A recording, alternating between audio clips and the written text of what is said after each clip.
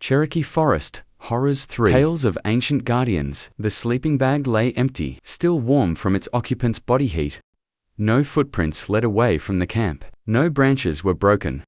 Their friend had vanished into the ancient forest, as if he'd never existed at all. They had been warned. Growing up in a Cherokee family near the mountains of North Carolina, the elders taught them about things that lurked in the deep woods, things that predated even their oldest stories. The forest wasn't just trees and animals. It was alive in ways that modern people had forgotten. 3 red-painted stones marked the boundary of the forbidden area, arranged in a perfect triangle by ancestors whose names had been lost to time. That summer afternoon, 5 of them, 3 cousins and 2 friends from the local high school, stepped past those markers, ignoring generations of warnings. The temperature dropped instantly.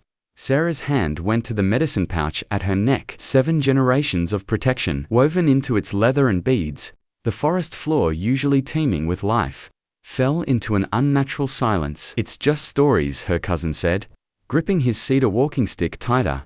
"Tales to keep kids from wandering too far." But his voice wavered, betraying his uncertainty. They pressed deeper into the woods, where ancient pines grew so thick they blocked out the sun. Their footsteps, no matter how carefully placed, crunched loudly on the thick bed of pine needles. The trail behind them vanished, replaced by walls of vegetation that seemed to shift when no one was looking. After what felt like hours but was probably only 30 minutes, they found it a perfect circle of standing stones rising from the earth. Strange symbols had been carved deep into their surfaces, symbols that seemed to move when viewed directly. The air grew thick and heavy, pressing against their skin like warm honey. Her cousins stepped toward the circle, as if pulled by invisible threads, his eyes glazing over as he stared at the symbols. "The stones they're singing," he mumbled, his voice hollow and distant. "Can't you hear them?" Sarah grabbed his arm hard enough to leave marks. The medicine pouch at her neck grew hot, enough to burn through her shirt. Something moved in the shadows between the trees, something that bent the space around it, its form rippling like heat waves off summer asphalt. Night descended like a heavy blanket. They made camp beneath ancient hemlocks whose trunks twisted together in impossible patterns. Despite years of camping experience, their fire refused to burn properly. The flames cast more shadows than light and gave no warmth against the unnatural cold. The forest seemed to breathe around them, massive trunks creaking like ribs, expanding and contracting. No stars penetrated the canopy above, creating a darkness so complete they couldn't see their hands in front of their faces. When the fire dimmed, "We shouldn't have come here," Sarah whispered, clutching her medicine pouch. "Grandmother said these woods belong to things older than our stories." The beads in her pouch clicked together of their own accord, spelling out rhythms that made no sense. Whispers floated through the camp, not from any of them, but from the darkness between the trees. They huddled closer to the fire, watching the shadows dance. None of them slept. How could they, when footsteps circled their camp all night? Despite the protective circle of blessed herbs Sarah had scattered, at some point, exhaustion finally overcame fear. One by one, they drifted into uneasy sleep, all except her cousin, who sat staring into the darkness, mumbling words in a language none of them recognized. When they woke, their friend was gone. The ground where he had slept was unnaturally cold, frost spreading outward despite the summer heat. They searched everywhere, called his name until their voices grew hoarse, but found no trace. "We need to go back," her cousin said, his voice eerily calm. "The circle is calling us. It's the only way." His eyes were fever bright as he stared into the woods, seeing something the rest of them couldn't. The trees seemed to press closer, the air growing colder with each passing moment. Something was coming, they could feel it. In the way the shadows thickened around their feet. In the way the forest's whispers grew more urgent. With each passing moment, they found themselves back at the stone circle, though none of them remembered choosing that direction. The ancient monoliths looked different now, taller somehow, their shadows stretching impossibly long across the clearing. The symbols carved into their surfaces seemed more distinct, pulsing with a faint luminescence that hadn't been there before. Sarah's medicine pouch grew increasingly hot until it finally burst open. scattering sacred herbs and blessed beads across the forest floor. The air crackled with static electricity, making their hair stand on end. "We have to listen," her cousin said, walking toward the circle's center. His movements had become strange, disconnected. "They've always been here before the Cherokee. Before the first people, this is their place." Sarah reached for his arm. Away. The air around him seemed to ripple and distort, like looking through water. That's when they saw it, a figure standing on the other side of the clearing. It was tall, too tall to be human, and wrapped in what looked like living shadows. They didn't wait to see what it would do. Grabbing her cousin, they ran. The forest seemed to twist around them, trees bending in impossible ways. Their screams echoed back at strange angles, coming from everywhere and nowhere at once. Somehow, after what felt like hours, they stumbled out onto a road.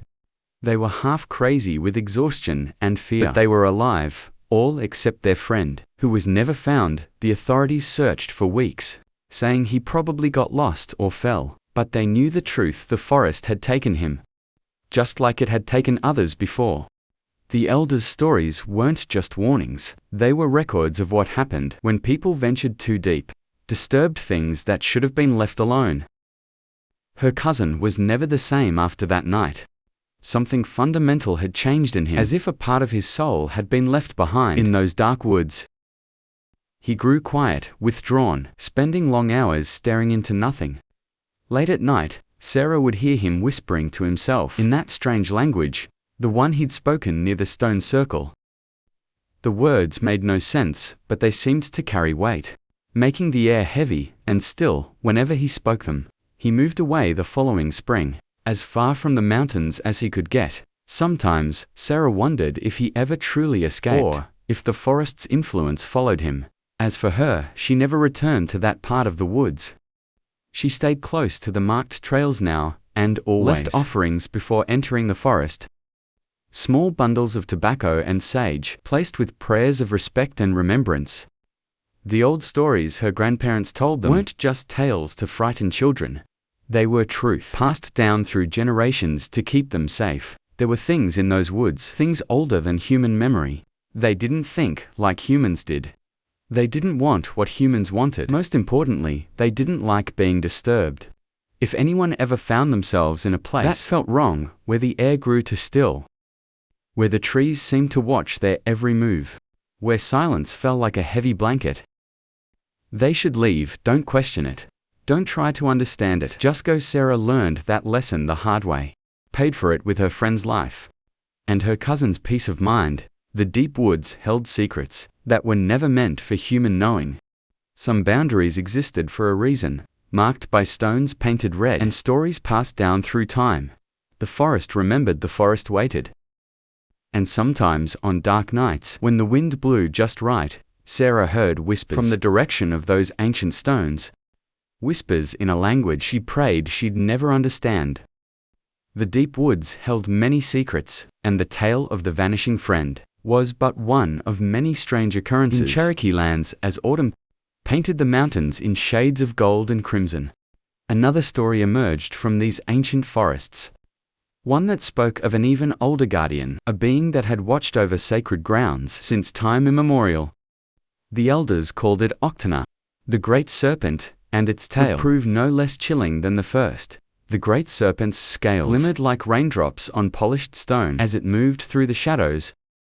7 feet of muscled coils rippled beneath iridescent armor that had witnessed centuries pass. Its eyes, deep as mountain pools and just as ancient, held the power to stop a man's heart with a single glance. This was Octana, the guardian of sacred places, whose legend had been passed down through 17 generations of Cherokee storytellers. The elder's hands trembled as he traced the serpent's form in the air, his voice dropping to a whisper that made the flames dance. "The forest remembers," he said, weathered fingers gripping his grandson's shoulder. "It remembers every footstep, every breath, every drop of blood spilled upon its soil. Octana is its voice, its guardian. It's warning the boy who heard this tale that night would grow up to learn its truth firsthand." Years later, near the edge of the Appalachian Mountains, where his family had lived for 12 generations, he would face something that made him question everything he thought he knew about the old stories. The forest stretched before him, ancient trees rising like silent sentinels into the morning mist, their bark black as coal and twisted with age, bore witness to centuries of secrets. This was no tourist trail. This was the deep woods where the old powers still held sway. His cousin's laughter echoed unnaturally in the heavy air. Come on. Don't tell me you actually believe those stories about spirit guardians. Dry leaves crunched beneath careless feet. As he forged ahead, ignoring the way the birds had fallen silent, the way the shadows seemed to thicken with each step. The morning sun, which should have been climbing toward noon, seemed unable to penetrate the canopy. Massive hemlocks and oaks wove their branches together overhead, creating a twilight realm where time moved differently. The temperature dropped with each step, their breath-forming clouds despite the summer heat. After 3 hours of hiking, they found it, the ruins. Stone foundations emerged from the earth, ancient bones, covered in moss thick enough to sink 2 inches deep. The remains of what might have been a village, or something older, something that predated even the oldest Cherokee settlements in these mountains. The ruins formed a perfect circle, 37 feet in diameter. At its center stood what appeared to be an altar stone, its surface carved with symbols that seemed to shift when viewed directly. The air here felt thick, pressed against their skin like honey left too long in the cold. We shouldn't be here, he whispered, the words forming frost in the air. This is one of the places grandfather warned us about, the sacred grounds. His cousin ignored the warning, moving between the stone foundations with reckless curiosity. Look at this. These carvings must be hundreds of years old. His voice echoed strangely, as if the ruins themselves were capturing and twisting the sound. The forest had fallen completely silent. No wind stirred the leaves. No insects chirped in the underbrush. The only sound was their breathing and the deliberate movement of something massive, circling the ruins. Each footfall sent vibrations through the earth.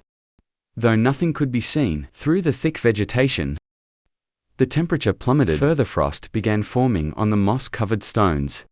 Despite the summer afternoon, the shadows between the trees deepened, moved in ways shadows shouldn't move. Jake, he called out, using his cousin's name for the first time in the telling. We need to leave now. But Jake stood transfixed before the altar stone, his hand reaching out to touch its surface. The moment his fingers made contact, every bird within a mile took flight at once. Their wings created a thunder that shook leaves from the trees. The air grew heavy with the scent of rain on stone. Though the sky remained hidden above the canopy, then they saw it. A figure that seemed to emerge from the shadows themselves. It stood 12 feet tall, its form rippling like heat waves off summer asphalt. But where heat waves distorted light upward, these distortions moved sideways, twisting reality in impossible ways. Jake stood frozen, his hands still touching the altar stone. His eyes had gone glassy, reflecting something only he could see. When he spoke, his voice carried harmonics that made the ground tremble. They've always been here, he whispered in a voice that wasn't quite his own. The guardians, the watchers, the ones who remember the figure, moved closer each step, leaving frost patterns in the shape of ancient symbols. The air grew so cold it burned their lungs. Reality seemed to bend around the being trees, warping and stretching in its wake. I see now, Jake continued his words, creating visible ripples in the air. I understand what grandfather meant about respect, about remembering, about his words cut off. As the figure raised what might have been an arm, the shadows around it deepened, took on forms that hurt the eyes to look at directly. Patterns emerged in the darkness, scales that shimmered like rain on stone, coils that moved with liquid grace. The stories had been true. All of them. Utana wasn't just a legend, passed down through generations. It was here, had always been here. Watching from the shadows between worlds, terror finally broke through the trance. They ran, crashing through underbrush, feeling the presence behind them, getting closer with each step. The forest itself seemed to come alive around them. Branches reaching like grasping hands, roots rising to trip their feet. Jake stumbled, fell when his cousin grabbed his arm to pull him up. A jolt like ice water shot through both of them. Jake's skin had grown cold as stone, his eyes still reflecting impossible things. Somehow, They made it out, stumbling onto familiar trails as the sun began to set, but the forest had marked them both. Jake never spoke of what he saw at the altar stone. What visions had filled his mind in that moment of contact? He withdrew from family gatherings, spent long hours staring into the distance. Sometimes, late at night, his cousin would hear him, speaking in a language that made the air grow heavy and cold. Words that sounded like rain on stone, like scales sliding through shadow. The grandfather listened to their story in silence, as if he had expected this all along. The Nunahi, he said finally, the spirit people. They are the guardians of sacred places, the protectors of boundaries between worlds. Yukana is their voice, their warning, to those who would disturb what should be left at peace. Jake moved away the following spring, as far from the mountains as he could get. But distance didn't seem to matter. The forest had touched something inside him, awakened an awareness that couldn't be shut off. His cousin stayed, but never returned to the deep woods. He kept 2 marked trails, always carried offerings of tobacco and cornmeal. The land had taught him respect, in ways no story ever could. Years passed, sometimes on nights when the moon is dark and the wind carries the scent of rain on stone.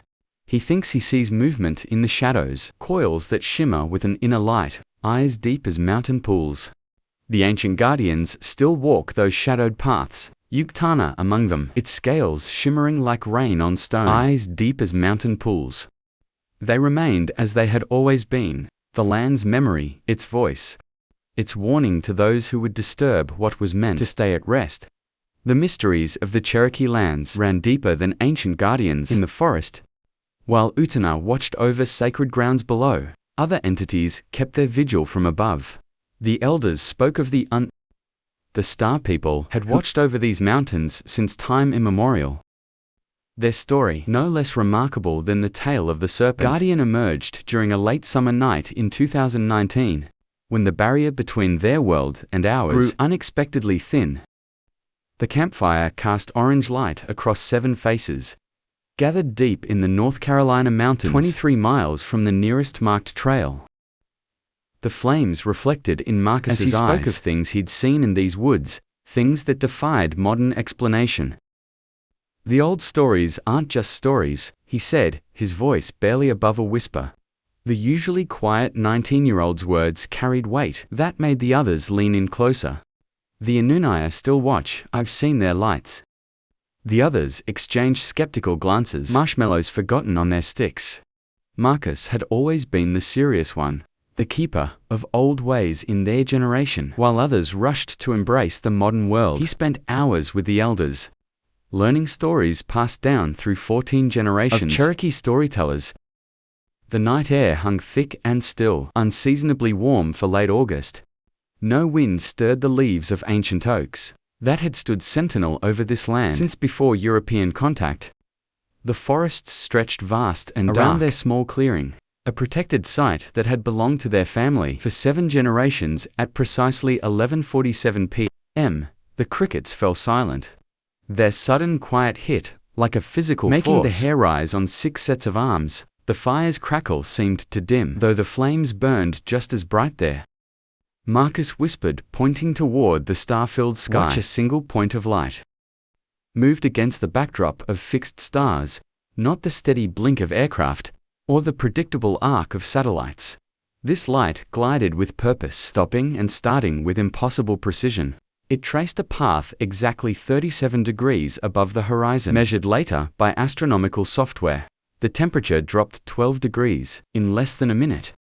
Breath-formed clouds in the suddenly chilled air. As a second light appeared, then a third, they moved in perfect synchronization, maintaining exactly 47 feet of separation between them. As measured against known star positions, the Star People, Marcus breathed, his voice carrying that same weight of ancient knowledge, the Anunua they've chosen to show themselves. The lights performed an impossible dance across the sky, moving with fluid grace that denied all known laws of physics. They stopped instantaneously, changed direction at perfect right angles, then accelerated faster than any human aircraft could achieve. Sarah, the group's resident skeptic, reached for her phone to record the phenomenon. The device powered down instantly, its screen crystallizing with frost. Despite the warm night air, 3 other phones and 2 cameras suffered the same fate within seconds. The air grew heavier still, pressing against their skin like water at depths. Static electricity made their hair stand on end. The fire dimmed to blue flames that gave no heat, then extinguished completely. Despite the dry wood and still air. "Don't move," Marcus warned, as the others stirred restlessly. "Don't speak, they're not here for us to study them. They're studying us." The presence above felt ancient beyond measure, aware in ways that transcended human understanding. These were not visitors from distant stars, as modern UFO enthusiasts might imagine. They were the original watchers, beings that had observed these mountains since the first Cherokee walked these lands. The lights converged directly overhead, forming an equilateral triangle 17 degrees across time. Seemed to stretch and warp around them. Later, they would discover that, while the experience felt like hours, only 27 minutes had passed, according to Marcus's mechanical watch. The only timepiece that continued functioning. A sound filled the air, not heard with ears, but felt in bones and blood. It resonated at exactly 432 Hz, a frequency sacred in many ancient traditions. The ground beneath them hummed in response, raising dust that sparkled with an inner light of its own. "They're speaking," Marcus said, his eyes reflecting pinpoints of light that shouldn't have been visible in the darkness. The way they always have to those who know how to listen. The message wasn't in words or even thoughts, but in sensations that bypassed normal human perception. Images flashed through their minds. The mountains, as they were thousands of years ago, people arriving in the valleys below, centuries of watching and waiting. As humanity grew and changed, the lights above pulsed in perfect synchronization, each flash lasting precisely 0.3 seconds. The triangle they formed rotated exactly 33 degrees clockwise, then reversed direction. With each movement, the air grew thicker. "With that ancient presence, your grandfather knew," Marcus said to his cousin David, breaking the heavy silence. "He told us they would show themselves when the time was right." This is what he meant. The elder had passed these stories down for decades, speaking of the star people, not as distant myths, but as active guardians who still watched over the land. His words, once dismissed as old tales, now carried the weight of direct experience. Without warning, the lights shot away in 3 different directions, accelerating at speeds that defied physics. They vanished, not by fading into distance, but by seeming to slip sideways out of reality itself. In their wake, they left a changed world. The forest remained silent for exactly 7 minutes after their departure. When sound returned, it came in waves, first insects, then nightbirds. Finally, the wind, stirring leaves that had hung motionless during the encounter. The temperature rose gradually, returning to its previous 72 degrees Fahrenheit over the course of 13 minutes. None of them slept that night. They sat in a circle where their fire had been, watching the sky until dawn painted the eastern horizon in shades of pearl and gold. Their phones remained dead, circuits frozen by whatever power had passed overhead. 2 weeks later, Marcus visited the tribal elder who had shared the ancient stories of the unknown. The old man listened to his account without surprise, nodding at specific details that matched tales passed down through generations. "They chose to show themselves to you," the elder said, his weathered hands tracing star patterns in the air. "Not because you wanted to see them, but because they decided you were ready to carry their truth." The others struggled to return to normal life. After that night, how could one shop for groceries or attend classes after witnessing something that challenged the very foundations of reality? But Marcus understood. The experience hadn't been meant to disrupt their lives, but to deepen their connection to truths older than civilization. The star people continued their eternal watch over the mountains. Sometimes on clear nights, when the air grows still and heavy, hikers report seeing lights move with impossible grace across the sky. Their phones and cameras invariably fail to capture the phenomenon, leaving them with only memories of something that defies modern explanation. The elders say, this is as it should be. The Anunnaki are not meant to be proven or studied, only witnessed and remembered. They remain as they have always been, watchers. Guardians, reminders that humanity's understanding of reality barely scratches the surface of what exists in the spaces between stars. These stories remind us some boundaries exist, for reasons older than written history. Some powers demand respect. Some mysteries should remain mysteries. Join our circle of storytellers at Native Legends and History Stories. Subscribe now to hear the wisdom our ancestors fought to preserve.